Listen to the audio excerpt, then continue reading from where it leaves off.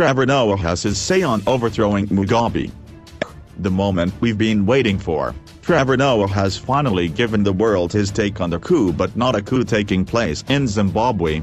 The host of The Daily Show made sure to leave a little bit of his airtime to touch on all things Mugabe. You don't overthrow a 93-year-old man. Check out the video below and be sure to follow all our other Zimbabwe content, including the regularly. We also took a look at 5 world leaders who have been detained like Mugabe. There are a lot of criminals and dodgy people working in world politics. Every country has their own share of snakes, crooks and just outright gangsters. Or, as some would even call them, politicians. With Robert Mugabe recently detained by the Zimbabwean military, we thought we should look at which other world leaders have met a similar fate. Park Geun-hye from South Korea. Let's start with one of the most recent and one of the most noteworthy. Park Geun-hye is a former South Korean president.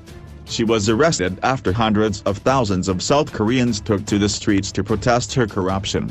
She has been in jail since March this year and on trial for corruption since May. Her key charges? They include colluding with a close friend to take tens of millions of dollars from companies as bribes.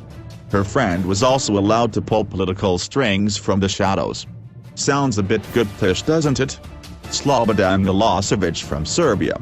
The former president of Yugoslavia was removed from power by huge street protests and pro-democracy movements in October 2000. Milosevic refused to acknowledge an electoral loss and ordered the army and police to crack down on protesters. They didn't listen, and some troops even joined the uprising. Protesters ended up bursting into national parliament and setting it on fire. Milosevic only stepped down after some convincing from the Russian foreign minister. He was later arrested by new Serbian authorities and was handed to The Hague to face charges of war crimes.